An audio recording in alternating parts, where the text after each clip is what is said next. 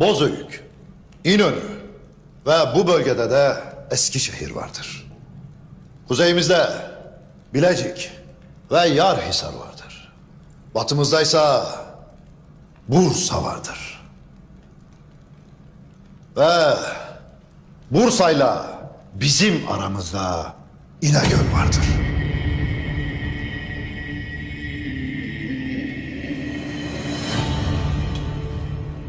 Keferenin en azılısı İnegöl Tekfuru'dur.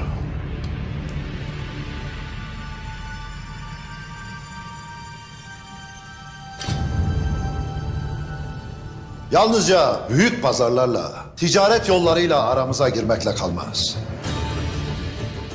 Her fırsatta Müslümanların canına kasteder.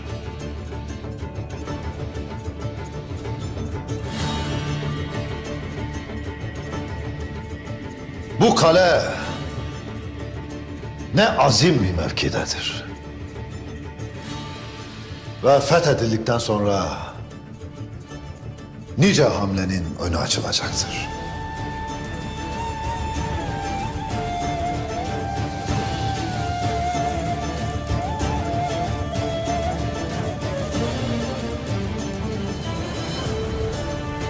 Alpler,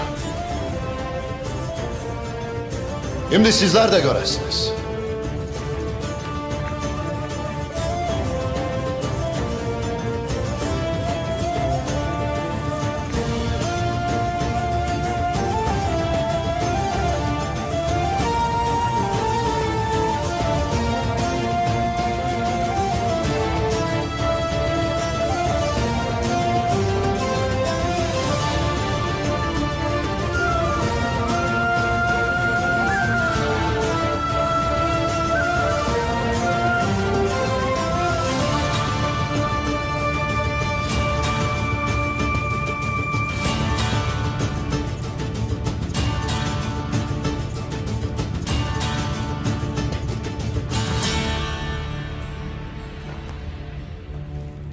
Arkadaş, buyur.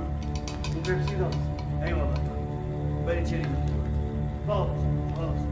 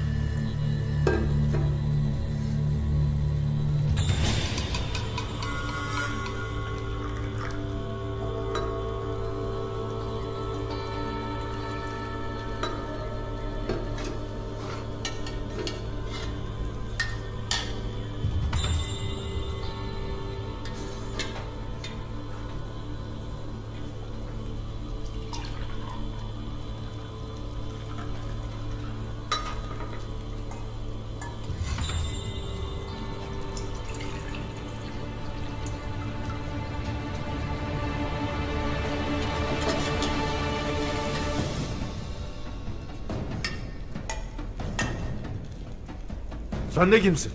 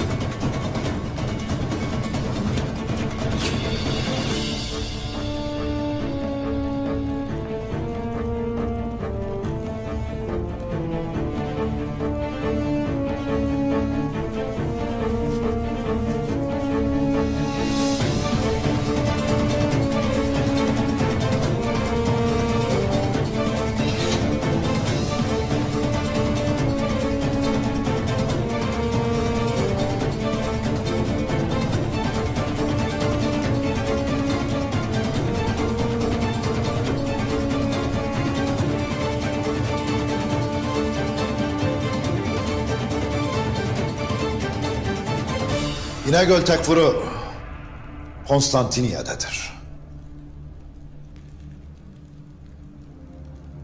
Eğer ki hamle etmez isek tüm Türkmen beylerini bu uçlardan sürmek için geri gelecektir. Hamleden kastın nedir Osman Bey?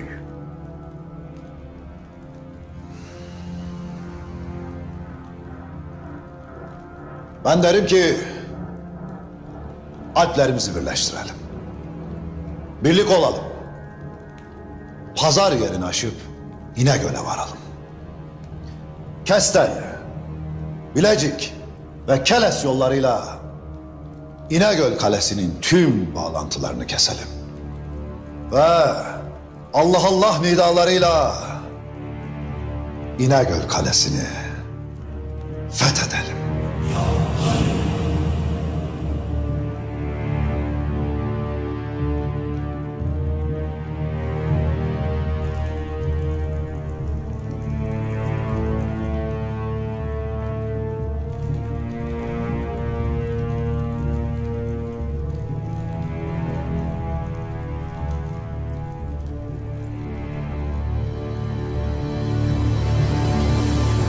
Osman Bey, İnegöl Kalesi dediğim vakit işin rengi değişir.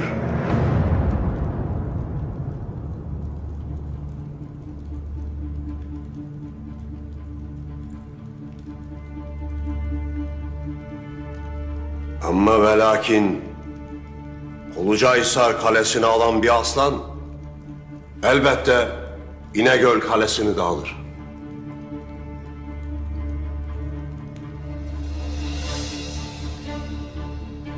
Sana itimadım tamdır.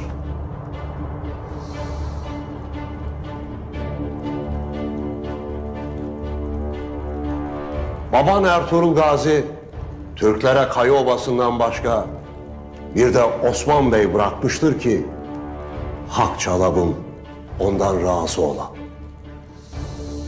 Eyvallah. Eyvallah Umur Bey.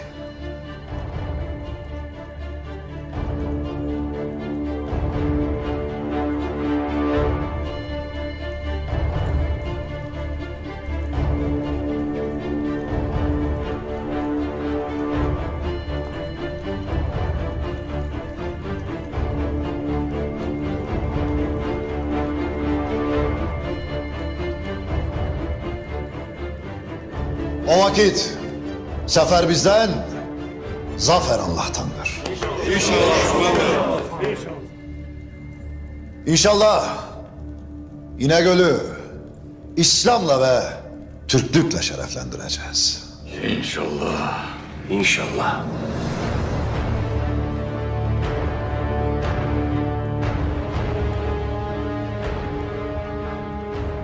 Ve İnegöl Kalesi bu topraklardaki fethettiğimiz en büyük kale olacak.